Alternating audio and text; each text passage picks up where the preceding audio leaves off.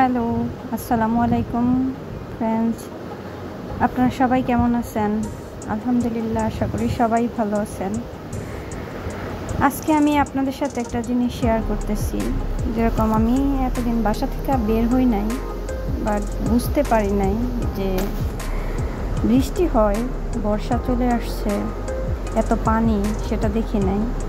যেরকম আজকে একটু বের হইলাম, তো দেখি এই নদীটার মধ্যে একটু পানি থাকতো, মানে অল্প অল্প পানি থাকতো, ছোট ছোট ট্রলার, বালির জাহাজ, মানে এইগুলা যাইতো। এতটা পরিমাণ, ওই যে দেখা যাচ্ছে ওইটা একটা ট্রেনের রাস্তা, এখান দিয়ে ট্রেন যায় কমলাপুরে। আমরা এই ট্রেনে যাওয়া আসা করি। ওটা হচ্ছে ট্রেনের ব্রিজ।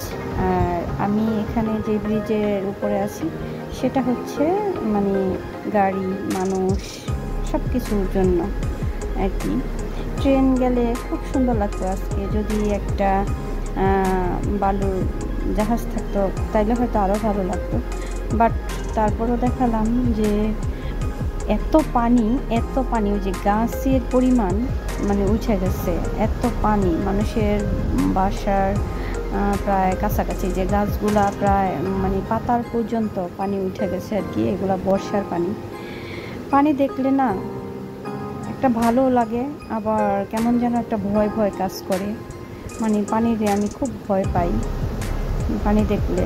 এরকম বর্ষা আসলে অনেকের জন্য ভালো লাগে, আবার অনেকের লাইফে খুব কষ্ট। তাই আসলে শেয়ার না করে পারলাম না। খুব মানে পানি দেখে খুব ভয়ও হচ্ছে, খুব ভালোও লাগছে। তো আর এই বর্ষার জন্য না মানে খুব এই পানির কারণে আবার নদীটা অনেক সুন্দর হয়ে উঠছে। মানে আসলে নদী শুকায় গেলে ভালো লাগে না, পানি থাকলে আসলেই সুন্দর লাগে। তাই এই যে পানিতে না অনেক সুন্দর লাগতেছে।